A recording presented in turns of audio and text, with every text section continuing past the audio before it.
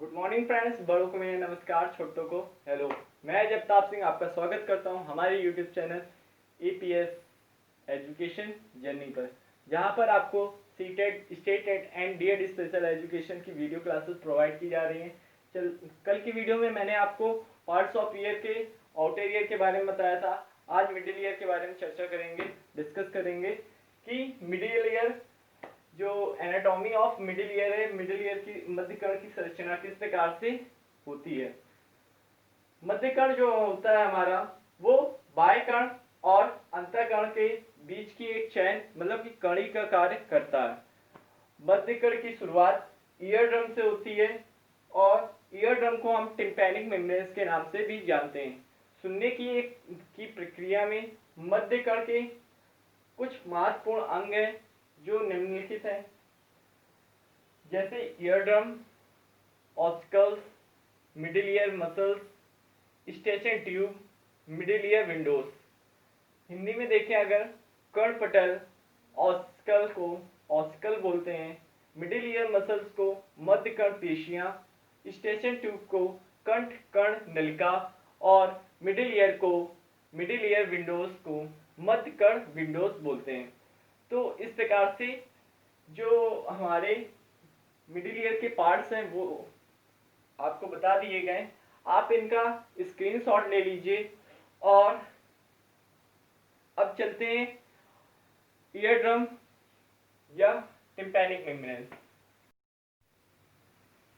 Parts of year के first point ear drum पर आज अब डिस्कस करेंगे कि ईयर ड्रम को हम कर्ण पटल भी बोलते हैं और इसके एक नाम और हमने आपको बताया शुरुआत में, इसे टिम्पैनिक मेम्ब्रेन्स के नाम से भी जाना जाता है। जो हमारा ईयर ड्रम होता है वो एक झिल्लीनुमा आकृति होती है और झिल्ली होती है। इसका जो कलर होता है वो गुलाबी कलर का होता है, गुलाबी रंग का होता है और इसकी मोटाई 1/10 mm और एरिया 63 mm² होता है। जो ईयर ड्रम होता है वो साउंड वेव्स के ट्रांसफर में हेल्प करता है। मिडिल ईयर में पाई जाने वाली जो बोन्स होती हैं, मैलियस इंकस और स्टेपीज, वो ईयर ड्रम से जुड़ी हुई होती हैं। ईयर ड्रम का एक तरफ का पतला वाला हिस्सा जिसे पेरिस फ्लोसिडा कहते हैं और इसकी अपेक्षा मोटे वाले भाग को पेरिस टेंसर कहते हैं। अब आते हैं ऑस्कल पर। ईयर ड्रम के बारे में इतनी बातें आपको याद रखनी है। ऑस्कल पर, ऑस्कल क्या है? ऑस्कल मध्य कर्ण की 3 छोटी छोटी हड्डियों की एक चैन होती है। ऑस्कल, इन्हीं को ऑस्कल कहते हैं। यह तीनों हड्डियां मैलियस इंकस स्टेपीज, यह तीनों हड्डियां हमारे शरीर की सबसे छोटी हड्डियां होती हैं। यह हड्डियां एक दूसरे के साथ जुड़कर एक कड़ी चैन बनाती हैं जिसे ऑस्कुलर चैन कहते हैं, ऑस्कुलर चैन कहते हैं। अब अगर देखा जाए मैलियस के बारे में, मैलियस की स्ट्रक्चर कैसी होती है, इसका वेट क्या होता है, इसकी लंबाई कैसे क्या होती है, इसके बारे में अब बात करते हैं। तो मैलियस जो होती है उसका स्ट्रक्चर एक हैमर, हथौड़े के आकार की होती है और मध्य कर्ण में पाई जाने वाली हड्डियों में इसकी लंबाई सबसे अधिक होती है।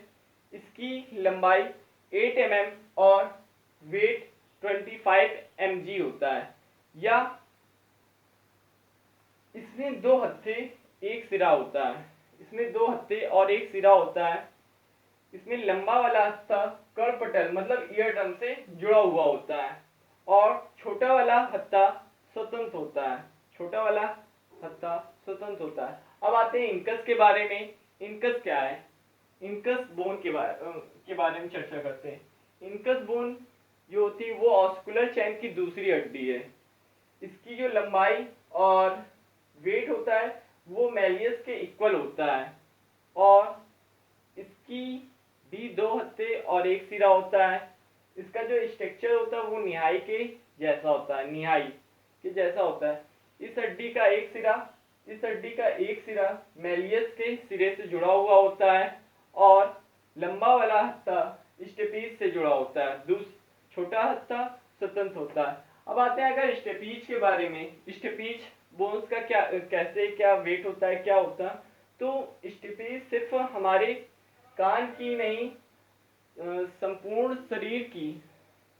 शरीर की सबसे छोटी हड्डी होती है। इसकी जो लंबाई और वेट है वो, इसकी लंबाई होती है 4 mm और वजन जो होता है 2.5 mg होता है।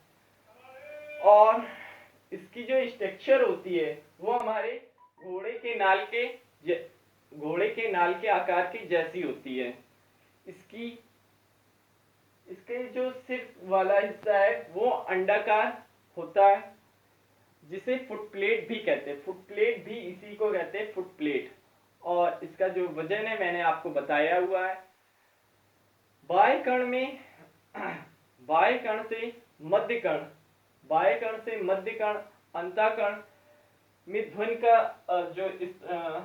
का जो ट्रांसफर होता है वो स्टेपीज के माध्यम से ही होता है, या एम्प्लीफिकेशन बोले इसी को। एम्प्लीफिकेशन भी स्टेपीज के माध्यम से ही होता है। अब हम नेक्स्ट पॉइंट पर चर्चा करेंगे, middle ear muscles. Middle ear muscles पर डिस्कस करने से पहले आपको हम एक चीज वीडियोस के बारे में कुछ बताना चाहेंगे कि जो हमारी वीडियोस हैं वो केवल स्पेशल एजुकेटर्स के लिए।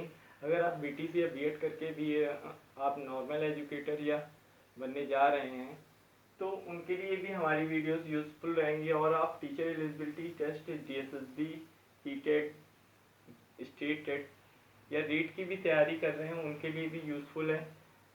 और स्पेशली बीएड स्पेशल एजुकेशन के जो स्टूडेंट हैं उनके लिए मैं बता देना चाहूँगा, ये जो हमारा टॉपिक है वो प्रीवियस ईयर के पेपर्स में आपको मैं दिखाऊंगा कि कैसे ये टॉपिक्स पूछे गए हैं। ये बहुत ही इम्पोर्टेंट टॉपिक है, मैं आपको बताता जाऊंगा कौन कौन सा टॉपिक इम्पोर्टेंट है, उसे आपको बहुत अच्छे से पढ़ लेना है। तो अब चलते हैं मिडिल ईयर मसल्स के बारे में डिस्कस करते हैं।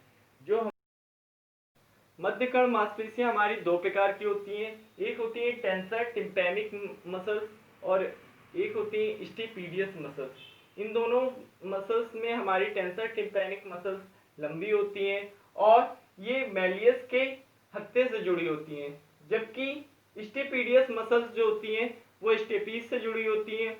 और इनका काम क्या होता है, इनका जो काम होता है वो ऑस्कुलर चैन में जो हलचल होती है उसको नियंत्रित करती हैं। या फिर कभी दूसरी भाषा में कहें, जब कभी हमें अचानक से कोई तेज आवाज सुनाई देती है तो उससे हमारे ऑस्कुलर चैन की सुरक्षा करती हैं। अब चलते हैं स्टेशन ट्यूब पर। स्टेशन ट्यूब कंठ कर्ण नलिका। स्टेशन ट्यूब की खोज रशियन एनाटोमिस्ट डॉक्टर स्टक ने की थी। यह हमारे मध्य कर्ण कैविटी में एक नली होती है जो सिर तक जाती है, इसी को स्टेशन ट्यूब बोलते हैं। और इसकी जो लंबाई होती है वो 30 to 40 mm होती है। अब क्या है, स्टेशन ट्यूब जो होती है वो मध्य कर्ण कैविटी में वायु के दबाव को नियंत्रित करती है, या 5 साल तक के बच्चों में खुली रहती है और फिर धीरे धीरे आयु बढ़ने के साथ साथ बंद हो जाती है। और कभी कदार ऐसा होता है जैसे आप खाते हैं, निगलते हैं किसी चीज को या छींकते हैं, या खांसी के समय यह खुल जाती है कुछ समय के लिए। इस प्रकार से स्टेशन ट्यूब का रोल जो होता है वो इतना होता है। बस आपको स्टेशन ट्यूब और ईएसी दोनों की लंबाई जो लेंथ है उन्हें बहुत अच्छे से ध्यान में रखना पड़ेगा। जो ईएसी एक्सटर्नल ऑडिटरी कैनाल है उसकी जो लेंथ होती है वो 25 to 40 mm होती है, और स्टेशन ट्यूब की जो लंबाई होती है वो 30 to 40 mm होती है। ये आपको खास ध्यान रखना पड़ेगा, कभी ट्रू फॉल्स में पूछ लिया जाता है। Middle ear windows. मध्य कर्ण की दीवारों पर दो प्रकार की विंडोज पाई जाती हैं, एक होती है राउंड विंडो, दूसरी होती है ओवल विंडो। इनमें से एक विंडो का आकार अंडाकार होने की वजह से उसे राउंड विंडो कहते हैं, दूसरी विंडो का आकार गोल होने की वजह से उसे ओवल विंडो कहते हैं। और यह विंडो कर्णपटल या कर्णपटल जिसे ईयर ड्रम कहते हैं उससे भी पतली झिल्ली से ढकी हुई होती है। मध्य कर्ण से अंतःकर्ण तक की ध्वनि का जो ट्रांसफॉर्मेशन है वो ओवल विंडो के माध्यम से होता है। ओवल विंडो हमारी सबसे छोटी हड्डी स्टेपीज से जुड़ा हुआ होता है। इस प्रकार से ओवल विंडो ऑस्कल चैन का अंतःकर्ण मतलब इनर ईयर से संपर्क स्थापित कर पाती है। इस प्रकार से आज मैंने आपको मिडिल ईयर के सारे पॉइंट्स डिस्कस कर लिए हैं और नेक्स्ट वीडियो में इनर ईयर के बारे में डिस्कस करेंगे। सैटरडे स्पेशल में साइन लैंग्वेज की क्लास रहेगी और for more videos please subscribe the channel. Video को लाइक करें, कमेंट करें और अभी अपने सभी क्लासमेट्स को फ्रेंड सर्कल में वीडियो को शेयर करें। अगर आप हमारे ग्रुप से जुड़ना चाहते हैं तो डिस्क्रिप्शन में लिंक दे रखा है। Thank you for watching. जय हिंद।